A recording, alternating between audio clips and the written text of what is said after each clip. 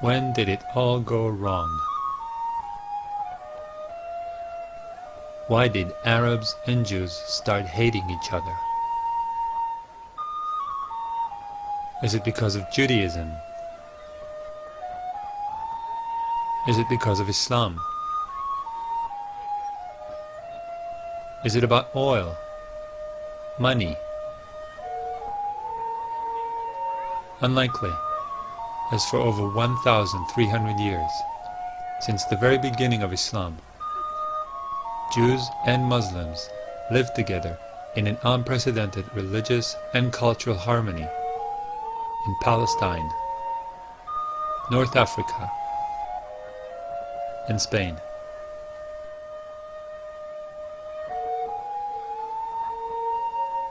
It all seemed to be going just fine till the 20th century.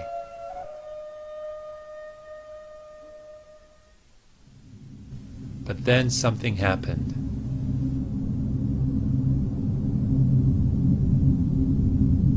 And ever since, Jews and Arabs had been at each other's throats.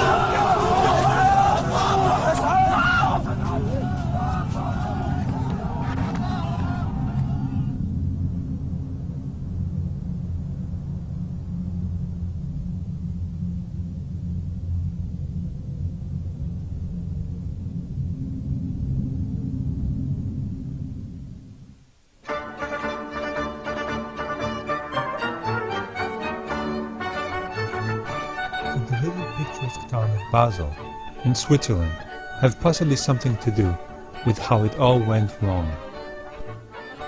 Basel was the setting for the first Zionist convention in 1897. Zionism was a national Jewish revival movement that sought to unite all Jews in a national homeland. They just weren't sure where that homeland was. Up until 1897, there were all kinds of crazy ideas thrown into the air, like Uganda, Alaska, Madagascar, and other less exotic destinations. In Basel, however, the Zionist movement decided on an ideal and historically relevant location: Palestine. But what if the people who were already living in Palestine didn't want to have a national Jewish home set up in their country? The Zionists had some clear ideas about that problem from the very beginning.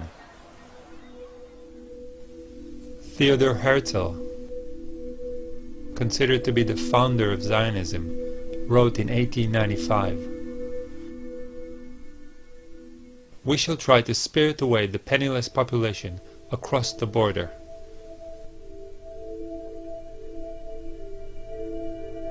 Leo Motzkin, one of Zionism's most liberal thinkers, wrote, "The colonization of Palestine has to go in two directions: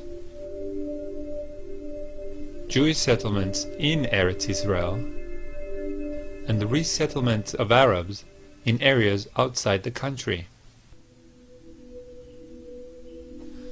Chaim Weizmann, the head of the World Zionist Congress and future president of Israel, proclaimed the Palestinians to be the rocks of Judea, obstacles that need to be cleared on a difficult path.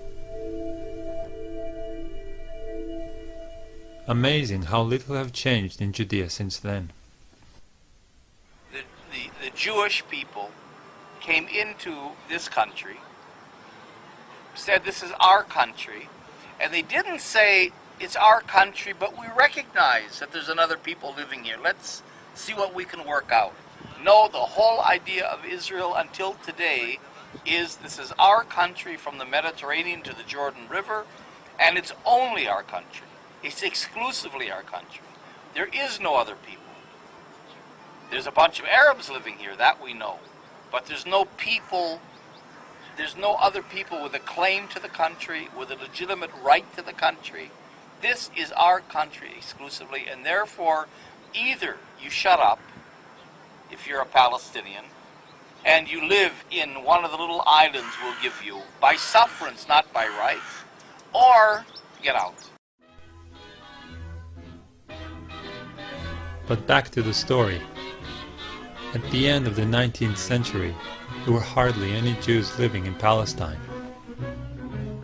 So the Zionists started campaigning all over the world for Jews to immigrate to Palestine. In Zionist vocabulary, this is called Aliyah, which means to ascend to a higher place. I'm not kidding. Most Jews thought the idea sounded like a pitch for a horror movie and decided to immigrate to the US instead. But some Jews bought the whole ascending thing and actually came to Palestine.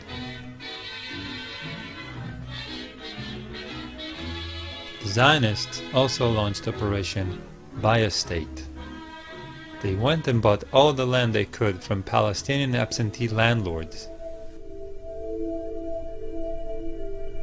Once the land was theirs, they threw out all the Palestinians that were living on it. The Zionists called this process Judifying the land and land redemption. Terms that, surprise, surprise, are still being used in current Israel regarding government policies.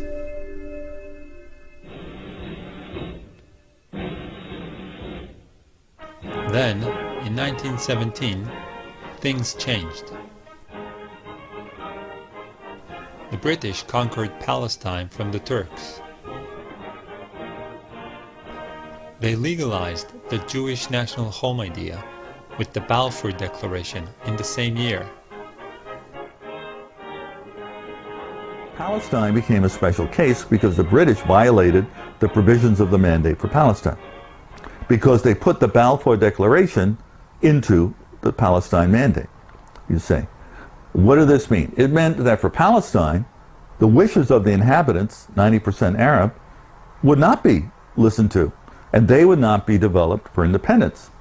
It would be Jews, once they came in through immigration, you see, they would be allowed to develop.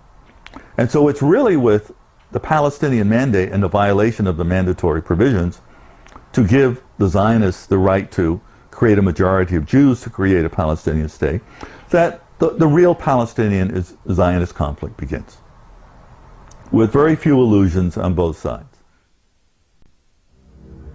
The Palestinians launched two popular uprisings against the Jews and the British blatant pro-Zionist policies.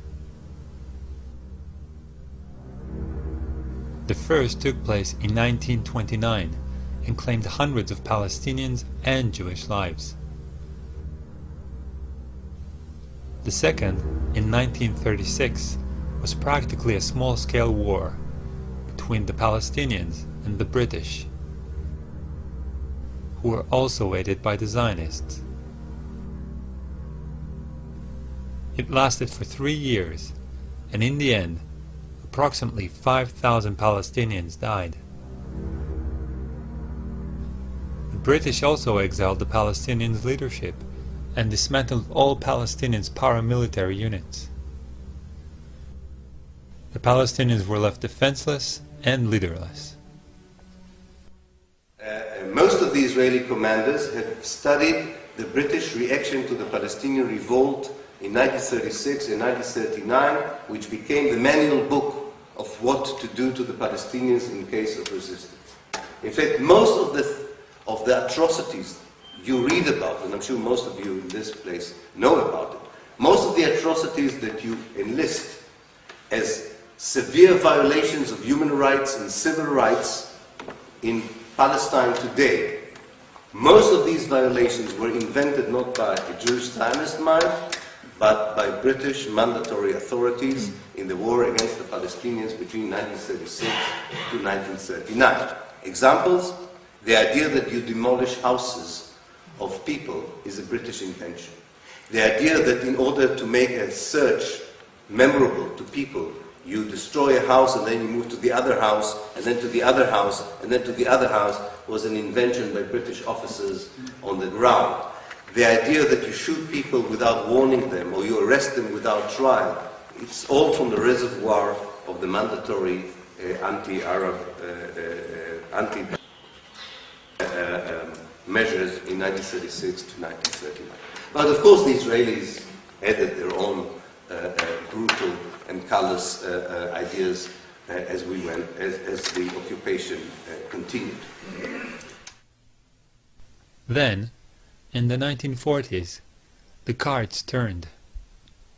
Following a string of British pro-Palestinian policies, the Zionists launched terrorist attacks on British personnel and facilities. Violence continues to rule in Palestine. British soldiers seek bodies in the Department of Labor building at Chechnik, where a few minutes before, a blast had partially wrecked the edifice. 3 policemen were blown to bits when they tried to remove an explosive-laden truck. Shaky walls are torn down.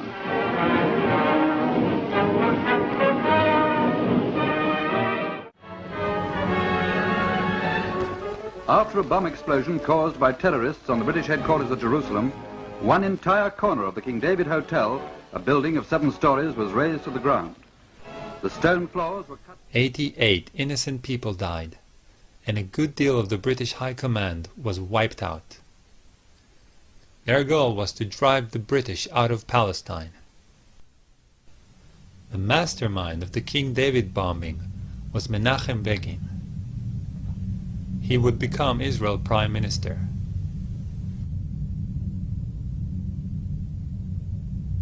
His accomplice, Yitzhak Shamir, would also later become Prime Minister. The pattern of terrorists, or, in other words, brutal military leaders transforming into top politicians, is very common in Israeli politics.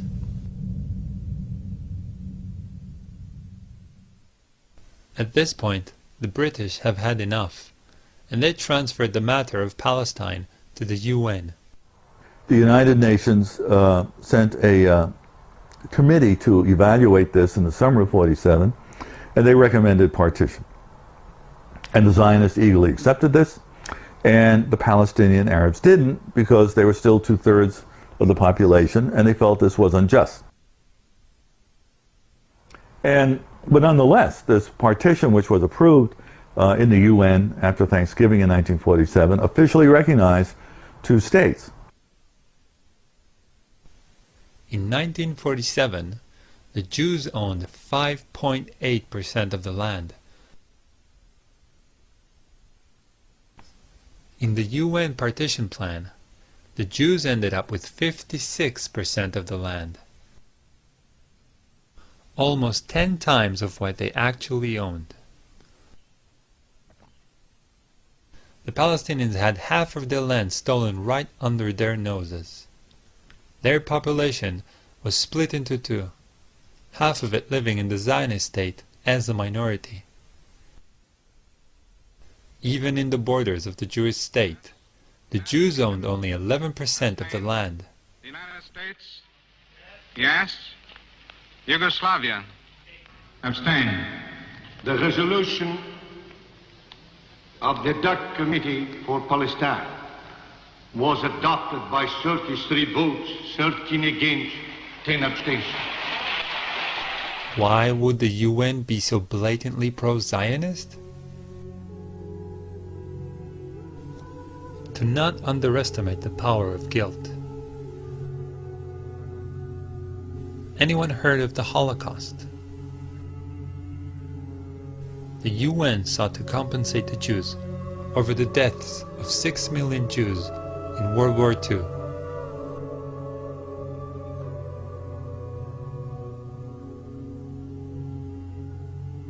murdered by the Germans.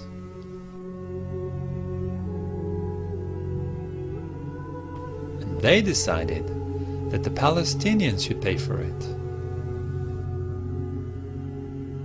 Makes perfect sense. However, this amount of land, more than half of Palestine, was still not enough for the Zionists. David Ben-Gurion, the leader of the Zionist movement in Palestine, wrote in 1937, "The Arabs will have to go.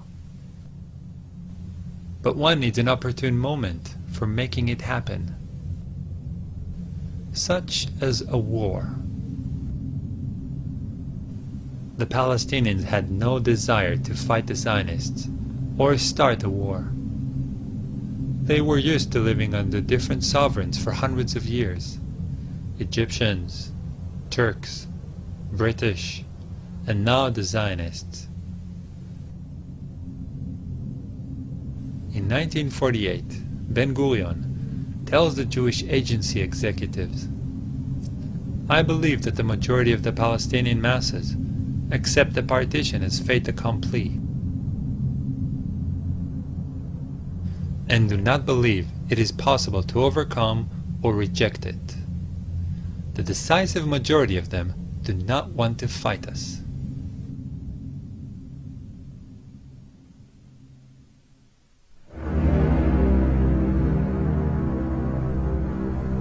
Towards the end of 1947, the Zionist leadership came together and drew Plan Dalet. Plan Dalet was about securing the borders of Israel by cleansing, expelling, and destroying Palestinian towns, villages, and urban neighborhoods. The plan was implemented by the Zionist armed forces. And finally, in March, they began a push to ensure their control of areas that would become Israel under the partition. And as that happened, you began to get many more Palestinian Arabs fleeing, particularly after a massacre at a place called Deir Yassin, although people now think it was probably somewhat over 100, but not 200. But Begin and the Irgun and the Stern gang, Yitzhak Shamir was part of that. There was a combined attack in this Palestinian village that massacred many people. And the Palestinians did carry out a retaliatory raid, killing about 70 Jewish doctors on the road to Jerusalem shortly thereafter. But after that, you had mobile radio vans that Begin put into play, threatening more Deir Yassins if the Arabs didn't flee. In other words, you'll be massacred just like Deir Yassin. So it became part of the propaganda. Between the 30th of March and 15th of May, 1948, 200 villages were occupied and their inhabitants expelled. In some villages, such as Deir Yassin and Ain al-Zaytun, horrible massacres were perpetrated. The towns of Tiberias, Haifa, Tzfat, Beisan, Jaffa, and Accra fell into Zionist hands. As a result, more than 250,000 Palestinians were expelled. All of this took place before the 1948 war even started, before one regular Arab soldier set his foot on Palestinian soil. I became a refugee when I was in a boarding school about 40 kilometers away from my home place. And in April 1948, the headmaster came to us and said, "The Jews are attacking people around Tel Aviv, in Jaffa area. They will soon come to our area. I cannot protect you, so you better go home now, quite a bit early, maybe 6 weeks early, before the end of the scholastic year." And I was about 10 at the time, and the distance between the boarding school and my home is about 40 to 60 kilometers, depending on how you do it. And the road to my home was cut off frequently by Zionist soldiers who were riding in jeeps. And the jeeps, I remember clearly, had two machine guns, one pointing forward and the other one pointing backward. And so they would go at terrific speed in the area in which they have no physical presence, except they have garrisons of 30 soldiers in certain locations. They would terrify the farmers, and they would drive on the roads and in the fields, and they shoot anybody in sight. So I have a cousin who was older than me, about 20 years age at that time, and he said, let us walk back home. And he advised us that if you see these jeeps coming, you have to hide in the wheat field, which was then very much in evidence, until you hear the sound of the jeep going away. So we did that, and on the way I had to throw away my bag, my clothes and my books, and we had to walk about 40 kilometers, terrified as a child that one moment we see the jeep and they would kill us. When I arrived home, my mother was so sad, and I think I remember I had to sleep for about 2 days after this ordeal. Now, only 6 weeks later, precisely on the night of 14th and 15th of May, our home was attacked again by about 24 tanks, which came to cut Gaza Strip. My home is close to Gaza Strip, but not in Gaza Strip, to cut it into two, to cut it, Gaza Strip into two. And they came, and we have my brothers and cousins, so on, they had some old guns. They held them from about 10 o'clock at night till 6 o'clock next morning. But finally, of course, they could not continue to resist, and the Zionists came and they blew up our homes and burned them. They also blew up the school which my father built in 1920. It's a primary school, which was our pride, because my father built that school at his expense in 1920 when he had no children. They also blew what's called bayara, which is a well, with motorized well, from which we drink, and also we water our gardens and plantations. Since that time, I spent many days and years, in fact, going through Europe's libraries, especially in London, but also in Paris and in Germany and Istanbul, trying to reconstruct the face of that invisible enemy to me, which destroyed my life ever since, until today. What did we do to them? I never saw a Jew in my life. I never saw, of course, a Zionist soldier in my life. And I had to construct even not only who they were, but the names of the officers who destroyed my life. It is important to note that during that time, the British had almost 70,000 troops in Palestine. Their mandate, which lasted until the 15th of May, 1948, was to maintain law and order and to protect civilians. They failed miserably in that obligation.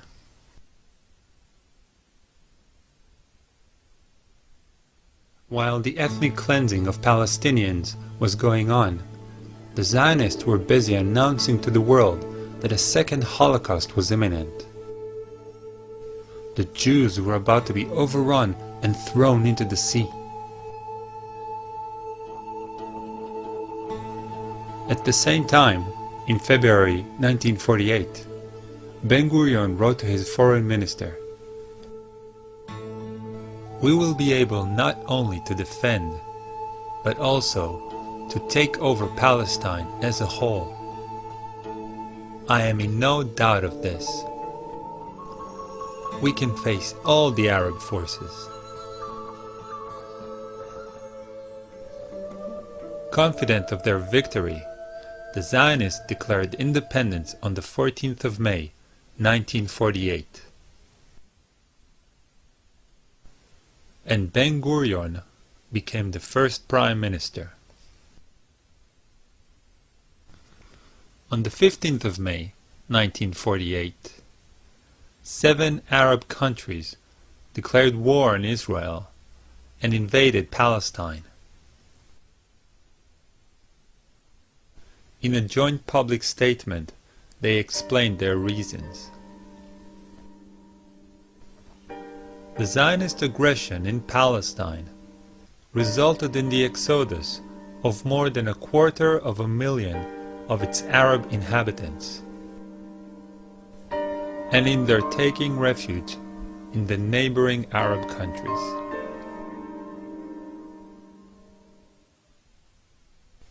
In the beginning of the 1948 war, the Arab forces amounted to approximately 22,000 fighters. The Zionists had 40,000 soldiers. The Jordanians had an army that would have evened the odds. However, King Abdullah decided to set this one out. Instead, he defended only the bits he wanted to attach to Jordan: Jerusalem and the West Bank. And one of the myths of this whole period is that you had a little Israel, small Zionists against the Palestinians, and then later on in the war, when the Arab states invaded, that it was David versus Goliath. They were facing overwhelming odds. And this is simply not true, because even then Israel, from May of 48 on, had more troops than the Arab states, who had very small armies. See what I mean? So, but that's one of those things that many people believe. When you had the Arab state invasion, Egypt, Syria, you had Iraqi troops, you had some Saudi, the Lebanese did very little, and you had the Transjordanians. This will become Jordan, which includes the West Bank after 1948.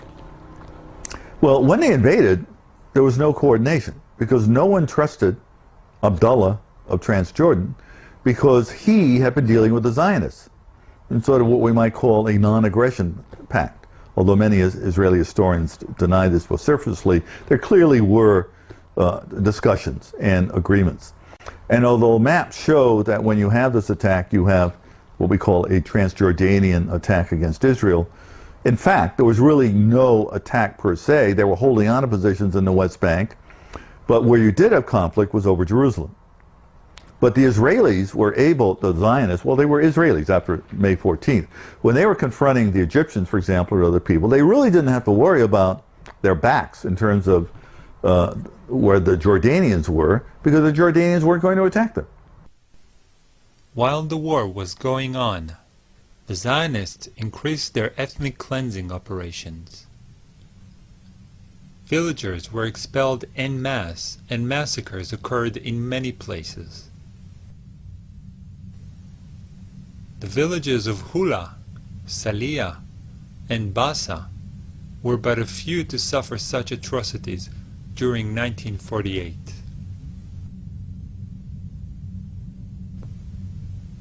Once Zionist troops occupied a village that resisted them, they would round up all the men according to lists the intelligence officers would provide. On the whim of the local commander, they would either shoot them or march them away.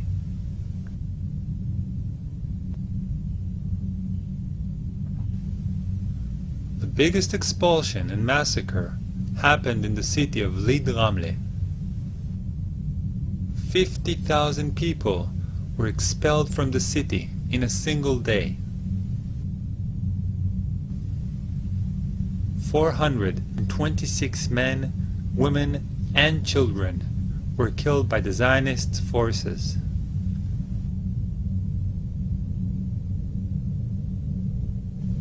The general in charge of the occupation and expulsion of Lee Dramle was Yitzhak Rabin, who would later become Israel Prime Minister, serving 2 terms.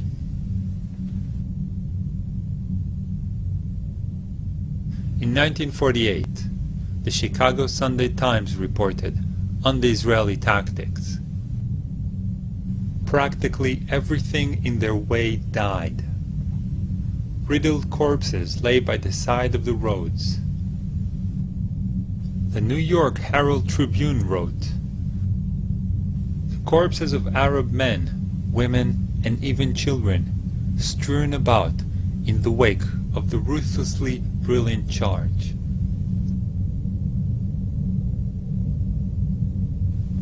The London Economist reported, "The Arab refugees were systematically stripped of all of their belongings. Then, they were sent on their trek to the frontier."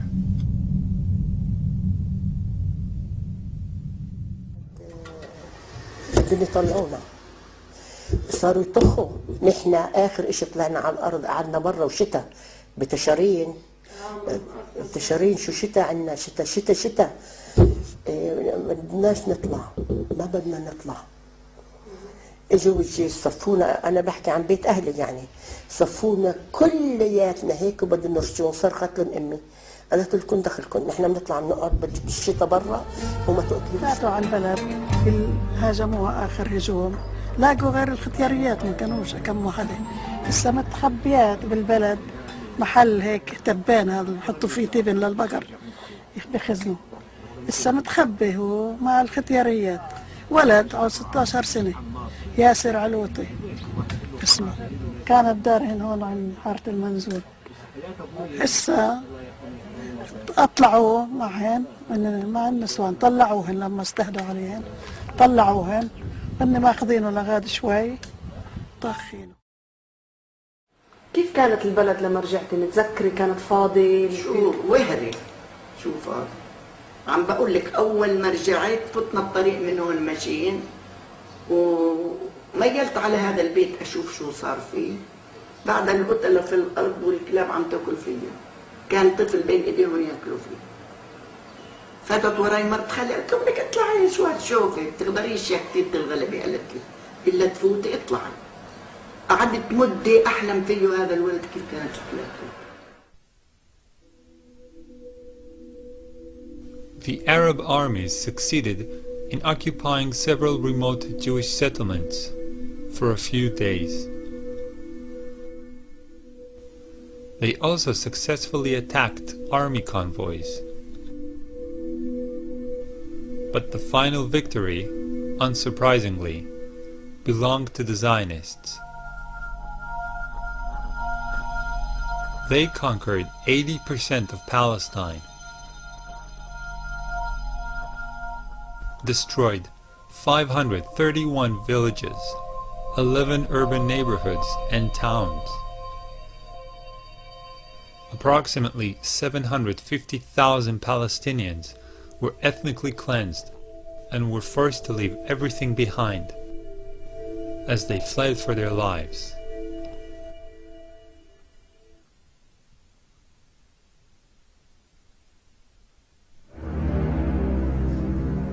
However, the ethnic cleansing didn't stop in 1948. It just shifted gear. In 1967, in the Six-Day War, Israel conquered what was left of Palestine, the West Bank and the Gaza Strip. Now, the remaining 20% of Palestine and all the Palestinians were under Zionist control. So it was really the whole spectrum of Zionist views from left to right were represented in the government that made the most important decision on the future of the West Bank and the Gaza Strip on the 19th of June 1967. And the decision was very clear. The decision was, there were actually three decisions taken at the time, and I don't think much, unfortunately, has changed. The first decision was that unlike 1948, the Israeli government cannot decide on the mass expulsion of the Palestinians from the West Bank and the Gaza Strip. It was for me, looking at that document, a reaffirmation, if I needed one, that the Israeli political elite was aware of the ethnic cleansing it committed in 1948. So in 1967 they said very loud and clear, we cannot do what we did in 1948. They say very clearly in their documents. So they can't expel. Not that it prevented them from expelling hundreds of thousands of Palestinians from the West Bank in particular, but also from the Gaza Strip. But this was not similar to the ethnic cleansing of 1948 because it was not a systematic mass expulsion of the people from their country. It was expulsion of locations according to different strategic considerations of the Israeli army that wanted to downsize the number of Palestinians under Israeli control. So the first decision was not to continue the ethnic cleansing of Palestine in the same way that it was committed in 1948. The second decision was that unlike the Sinai Peninsula and the Golan Heights, which the Israelis occupied in 1967 as well, unlike those two territories, which the Israeli government at the time recognized as belonging respectively to Egypt and Syria, the West Bank and the Gaza Strip were part of Israel forever. To keep the territories as part of Israel without expelling the people. And that, of course, led to the third decision. If you keep the territories and you don't expel the people, what do you do with the people? Do you turn them into Israeli citizens? Do you annex officially the territories to Israel? And the third decision was to create what, and this is my words, not their words, but to create a mega prison. To create an amazing human invention that only the Zionist ideology could produce. The idea that you can lock at the time 1.5 million, now double the number of 1.5 million, that you can lock them in a regime that is similar to the concept of a prison, with all kinds of variations on the prison concept. It can be an open prison if the inmates behave themselves. They can even go and work outside, provided they come back to be in the prison at the end of the day. They can have autonomy in the prison. They can run their life as they wish, provided they accept the concept. Should they resist, the Israeli government would move quickly into a high security prison with all the punitive measures that harsh wardens would take against inmates in such a situation.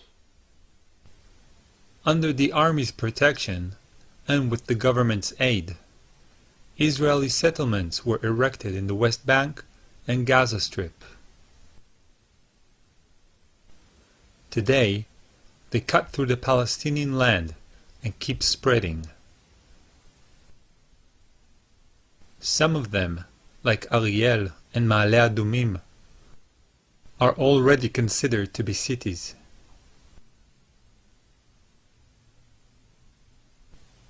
The purpose of these Jewish enclaves is to isolate and stifle Palestinian settlements. This is achieved also through roads for Jews only, military checkpoints, and land seizure.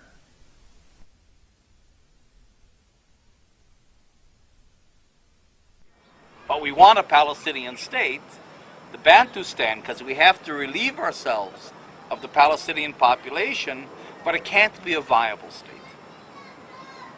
You see? And that's where the Bantustan idea comes in. So there are 4 elements on the ground that have created that Bantustan. And if you look at a map, we even have maps that show almost exactly the borders of this emerging Bantustan. One are areas A and B. the areas that were reserved for Palestinians during Oslo, the Oslo peace process. And that locks the Palestinians into these islands already on about 42% of the West Bank.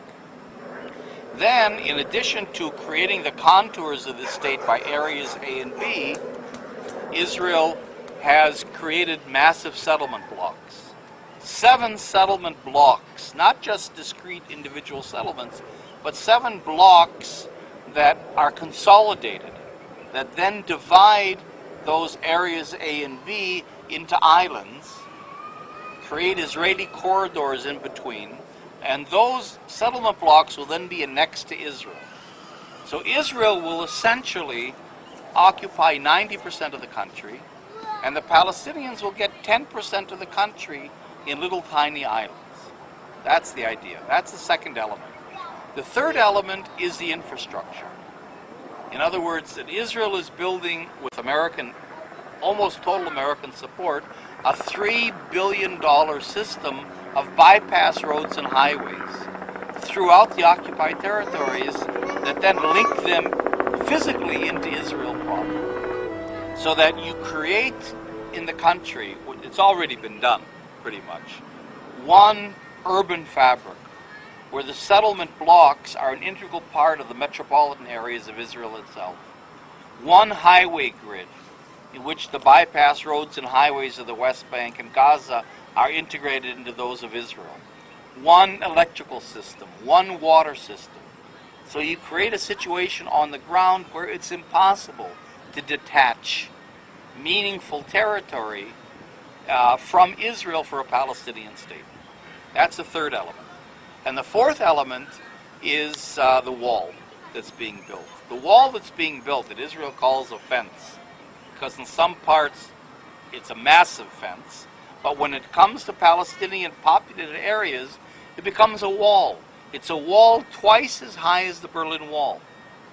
A 24-foot high concrete wall that physically creates actual prison conditions for entire Palestinian cities, like Tulkarm, Qalqilia, cities of 70,000, 80,000 people, that alienates hundreds of thousands of Palestinians from their land, from their water. It has tremendous impact. But what this wall does, the separation wall, is that it then sets these contours, these borders that have been set by the settlement blocks in areas A and B in concrete, so that it's a $2 billion system linked to a $3 billion highway system linked to I don't know how many billions of dollars in the settlements, all designed to close the Palestinians into these little tiny islands.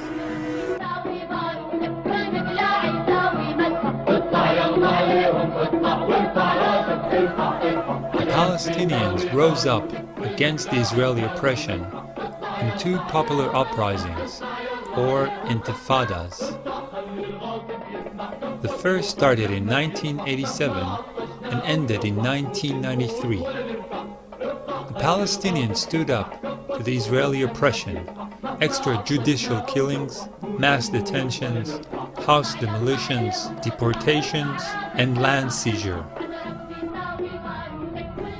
But they were no match for the well-equipped Israeli army.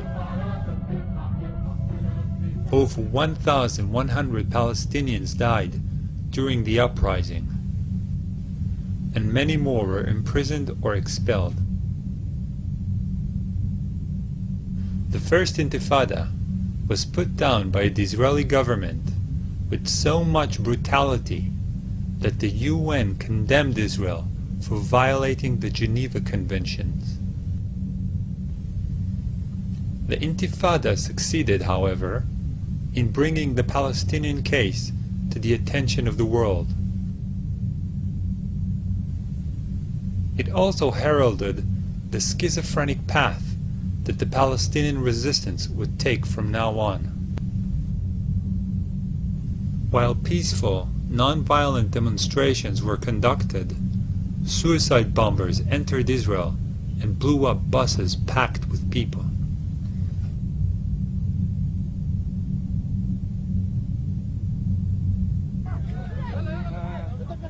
The Second Intifada began in 2000 and continues until today. So far, it has claimed the lives of over 5,300 Palestinians and over 1,000 Israelis. While it was raging, the only true democratic elections in the whole Arab world took place in the West Bank and Gaza. الحكومة الفلسطينية العاشرة برئاسة رئيس الوزراء الفلسطيني المكلف الأخ إسماعيل هنية قد منحت الثقة بالأغلبية المطلقة لأعضاء المجلس التشريعي.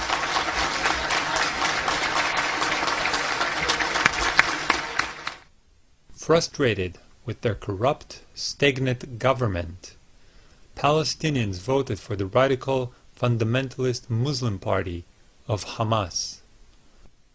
Hamas' electoral victory was used by Israel to instigate a worldwide economic embargo against the Palestinians. Also at that time, 10,000 Jewish settlers were evacuated from the Gaza Strip. After the evacuation, the strip was hermetically sealed and turned into the largest prison on the planet.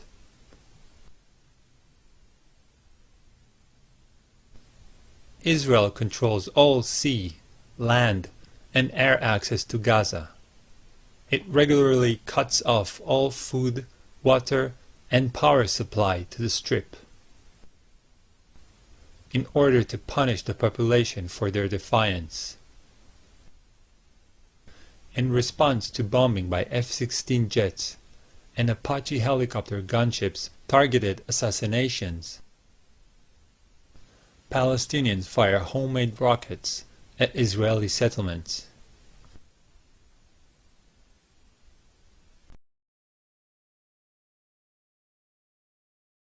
The political and military elite of Israel, since 1967 until 2008, has stuck to the same strategic decision about the occupied territories.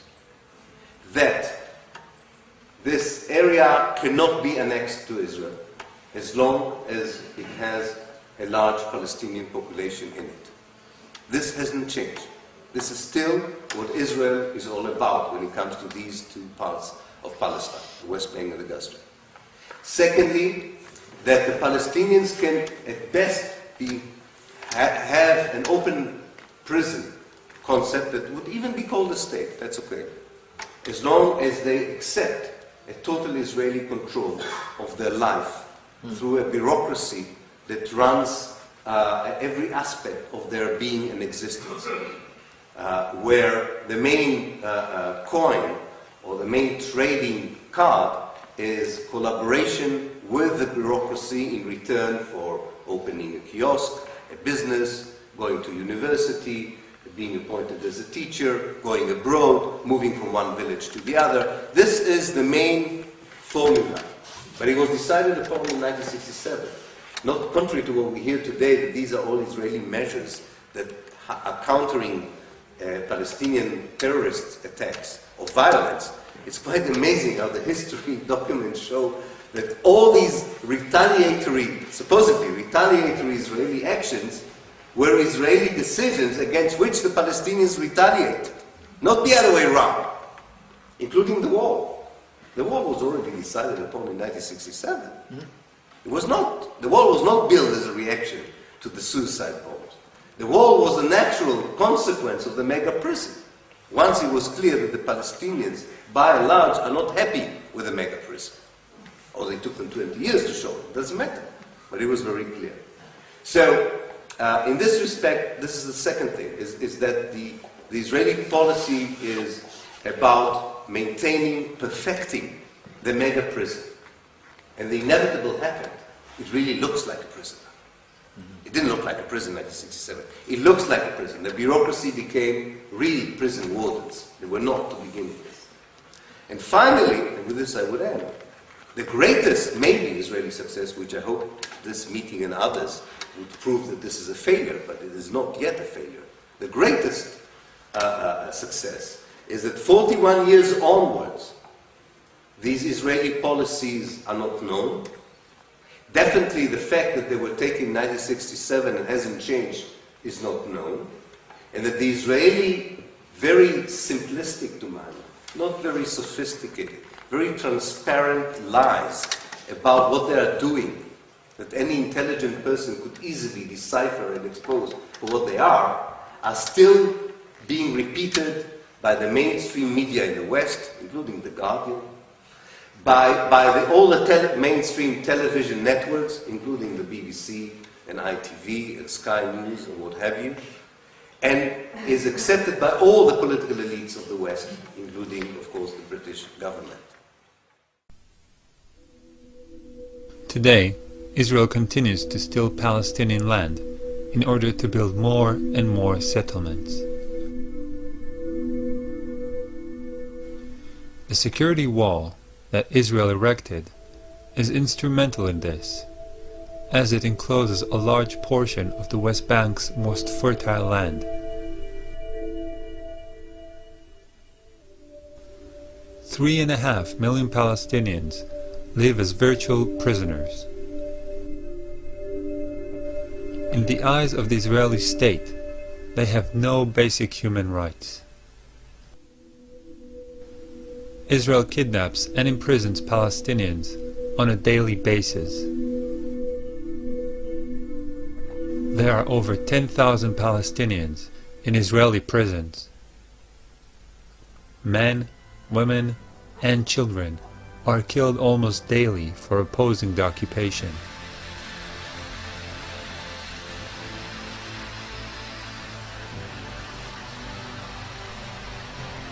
The Israeli state, with its Zionist ideology, won't stop until the last Palestinian living in Palestine is expelled, imprisoned, controlled, or killed.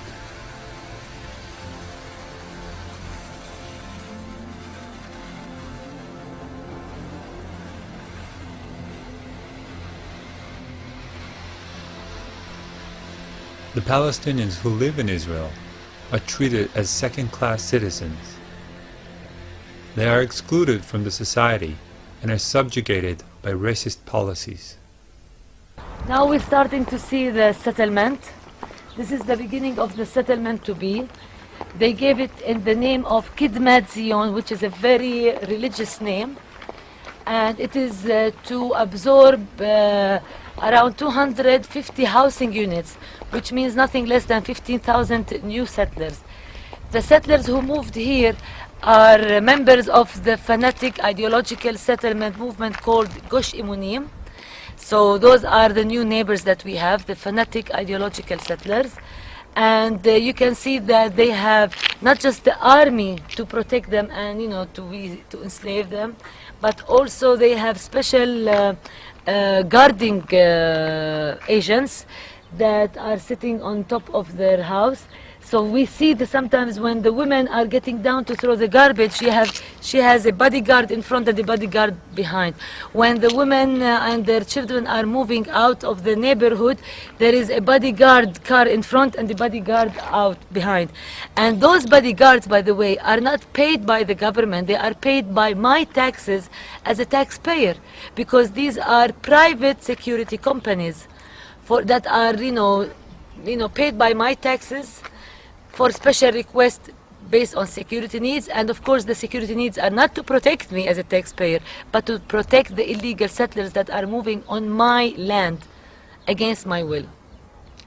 And that's the controversial reality that we here live in. Because these are not only the lands that were confiscated. Behind the mountain you have a vast majority of lands that are owned by Abu Dis overnight were announced as confiscated areas for security reasons, and they won't allow me to move around because at one point I'm sure the security will follow me. But I wish I could take you, like you see the wall zigzagging in and out. Palestinians out, Israelis and empty land in order to grab all that empty lands for the expansion of a settlement to be. Now, the bigger picture of Jerusalem that the Israeli municipality is not even hiding is the issue of metropolitan Jerusalem, the master plan 2020 for the metropolitan of Jerusalem, where if you follow the route of the wall, it is bringing Palestinian neighborhoods out and bringing illegal Israeli settlements in to the metropolitan of Jerusalem. For example, Abu Dis, you see how Abu Dis is adjacent to Jerusalem. It's like within walking distance, 5 minutes walking distance, you're in Jerusalem. This is Jerusalem. Internationally, historically, this is Jerusalem. But Abu Dis, with its population, concentrated Palestinian population, is out of the master plan for Jerusalem, whereas Ma'ale Adumim settlement that is built on Abu Dis land, like 5 kilometers from here, is into the master plan of Jerusalem because of their Jewish majority or their Jewish existence. The same thing for Bethlehem area. Bethlehem, the city of Jesus, is out of Jerusalem, metropolitan, although it's 12 kilometers drive. It's like 12 minutes drive literally between center Jerusalem and center Bethlehem.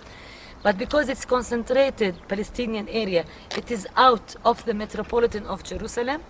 But Gush Etzion blocks, settlement blocks that are 20 kilometers away from Jerusalem are within the metropolitan of Jerusalem because of their Jewish population. So the metropolitan of Jerusalem is so clear. Racist, apartheid, whatever you want to call it. Jews in, Palestinians out. So this is the bigger picture, and the internal picture is with the Israeli Jewish fanatics that we have to deal in. So you have fanatics on the ground, you have fanatics at decision-making level. You tell me what is the way out. Generally, the Palestinian opposition takes the form of peaceful, non-violent protests, like in the village of Bilin and Nialin. But from time to time, it also takes the form of suicide attacks, when desperate young men, feeling they have nothing to live for, explode themselves in Israeli cities.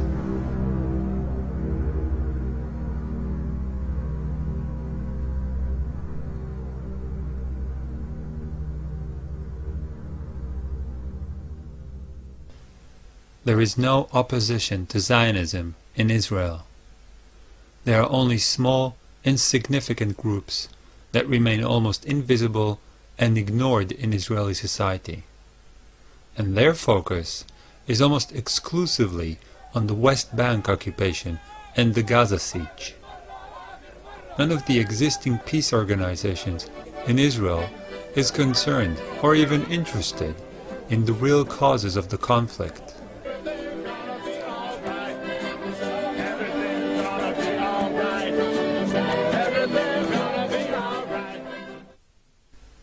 One of the biggest opposition groups comprises of some 50 anarchists, most of them still in high school. They join peaceful Palestinian demonstrations in West Bank villages and end up playing cat and mouse with the soldiers pursuing them through the hills. Another group, Gush Shalom, is mainly made up of senior citizens. You're welcome. Nice to meet you. Thank you. Just like Combatants for Peace and a few other tiny groups. Gush Shalom is not against Zionist policies as a whole. It only specifically protests against the occupation of the West Bank and the Gaza siege.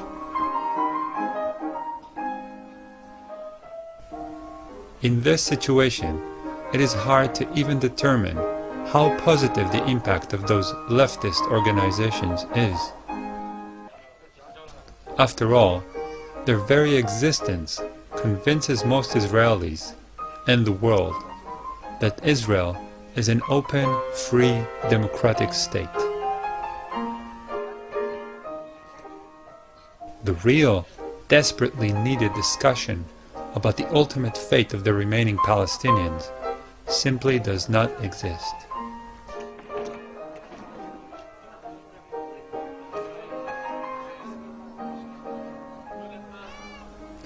All the parties in the Israeli parliament, from right to left, are Zionist.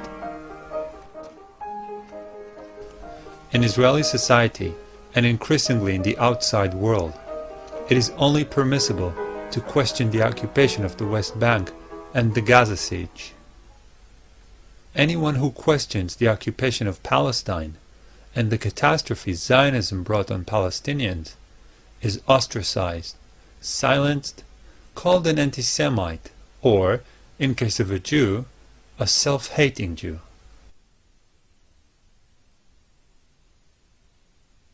I don't think that we can implement a full right of return for however many Palestinians do want to return and still maintain the integrity of the State of Israel as a democratic Jewish state, as we in Israel would like to have it. So I think we're going to have to look for a compromise on the right of return, a compromise that will both acknowledge the suffering and give some forms of reparation and help Palestinian refugees integrate into whatever countries they are in today and accept some back into Israel. But will also have implementation on a level that Israel can live with and still maintain itself as Israel and not as the state of the Palestinian refugees. I am not afraid. When I will be called to war, if the Palestinians try to attack my country, I will defend my country. Like I defend my country against the Egyptians, against the Syrians, against the Hezbollah, against everyone else. I don't think that should be our consideration when we go to think whether or not to pull back from the territories. Because as I have already explained, every minute of our being in the territories is harmful to Israel, is exposing Israel for more terrorist attacks, and the Israeli Defense Force is not built to fight terrorist attacks. It is built to fight countries.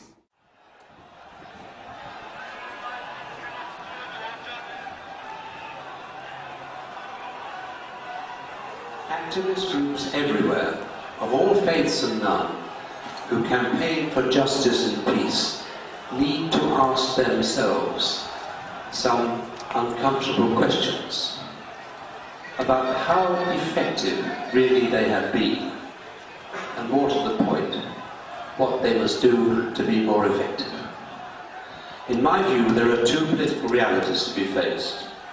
The first is that Zionism is not interested, and has never been interested, in peace on any terms the overwhelming majority of Palestinians and most Muslims could accept.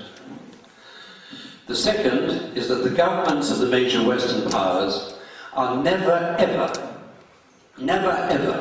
going to use the leverage they have to call and hold the Zionist state to account for its crimes unless they are pushed to do so by informed public opinion, by manifestations of democracy in action.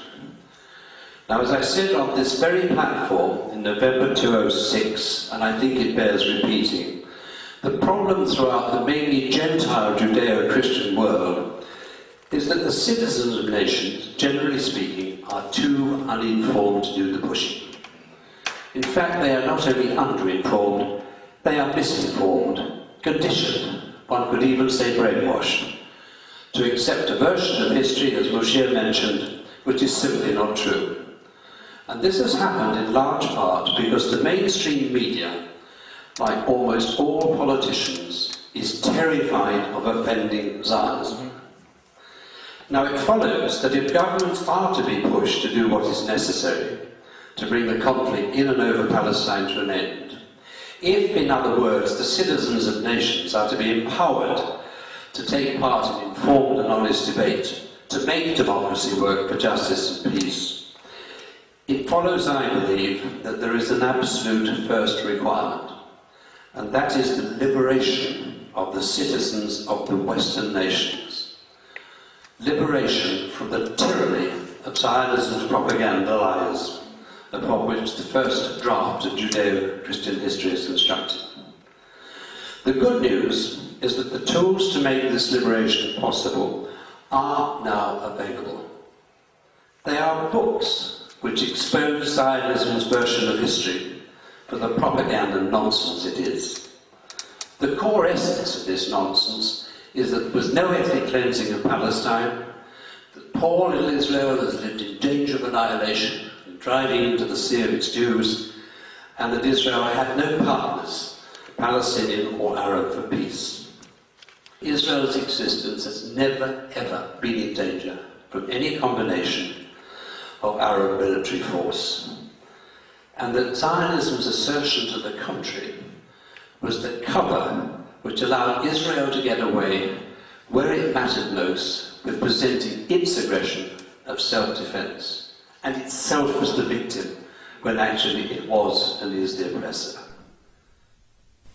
In terms of racism, there is no difference between apartheid South Africa and Zionist Israel. The Zionists, however, have the biggest weapon that was not available to South Africa apartheid. Bigger than F-16s, tanks, and nuclear missiles put together. It's called the Holocaust. The Holocaust allows Zionists to manipulate world public opinion and to stifle any possible open discussion. It is simply their biggest asset.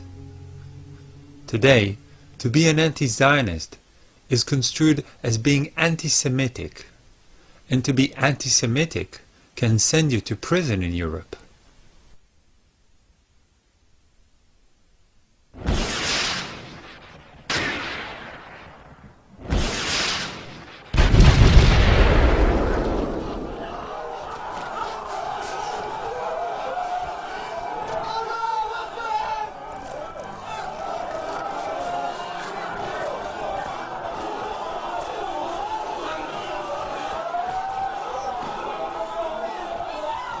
All this is happening before our eyes, and yet Israel gets away with it. How could that be? South Africa didn't get away with it. You know, everybody's criticizing China for its oppression. How does Israel get away with it? And that's one of the real problems that we have. One reason is, of course, is because of the media that tries to be even-handed or pro-Israeli. Zionism has a credibility. The idea that Israel is a Jewish state has a credibility that apartheid never had in South Africa. Christians that are critical hesitate to speak out because they're afraid of being smeared as anti-Semites. So you find very little criticism of Israel in the media. Part of it is, of course, the fact that we're dealing with Jews. So the non-Jewish world feels guilty for the Holocaust, feels guilty about the Jewish issue, and so on. It's used politically in a very effective way, in a very cynical way. I mean, it's very hard to say this, but I think it's true. It's seen as a very useful PR tool. You know, the way the government plays on the guilt in Europe over the Holocaust, so that you can't criticize us. Look what you did to us, you see. It intimidates non-Jews. It closes up discussion. It's very effective. And Israel is willing, for the sake of its PR and to silence critics, it's willing to sell the victims of the Holocaust. Israel is willing, for the sake of its PR and to silence critics, it's willing to sell the victims of the Holocaust. It's willing to sell the victims of the Holocaust. The sad fact is that those 6 million Jews that died because of a fascist, racist ideology are cynically being used today to justify and support another fascist, racist ideology.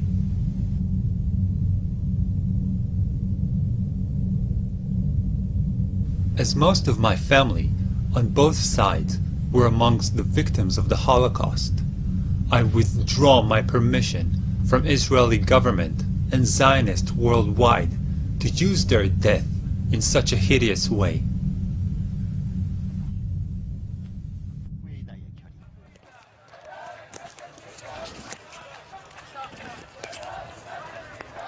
Interested to know what you can do about it? Insist that your government challenges Israel and its racist, fascist ideology of Zionism. I made this documentary so none can say in the future, "We didn't know." Now you know, so you can act.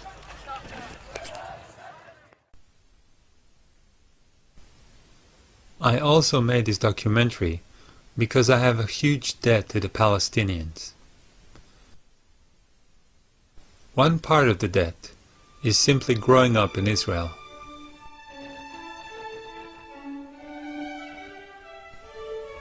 It sounds rather abstract to say I grew up on someone else's land.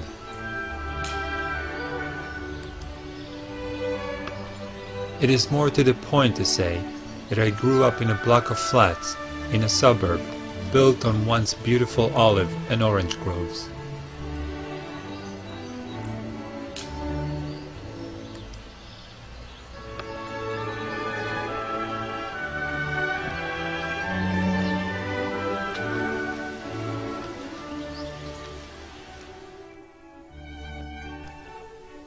I have no idea what happened to the owners of those groves. But if they are alive, they certainly live either in exile or in terrible conditions in a refugee camp.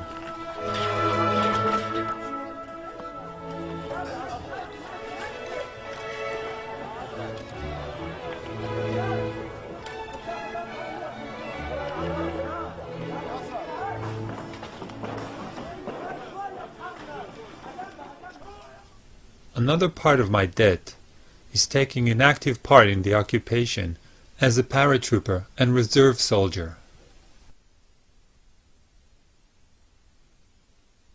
In Israel, about 5% of the population serves as reserve soldiers, and except for the professional soldiers, they are the only Israelis who ever get to see firsthand what actually happens in the occupied territories.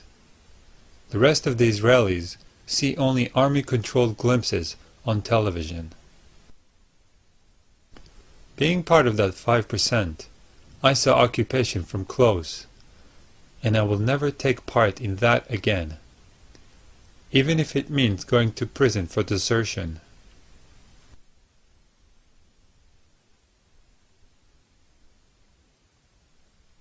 Zionism's main defense is not money, is not military might, but a wall of propaganda lies. If one or two of the main bricks in this wall can be dislodged, the whole edifice might collapse faster than any of us might dare to imagine. Now to that I'll add these very last few words of my own. Let us recognize that our time has come. You've heard those words somewhere else, I think. Our time has come. Because the truth of history does make Zionism vulnerable. And that means that Zionism can be successfully challenged, checked, and defeated. Thank you.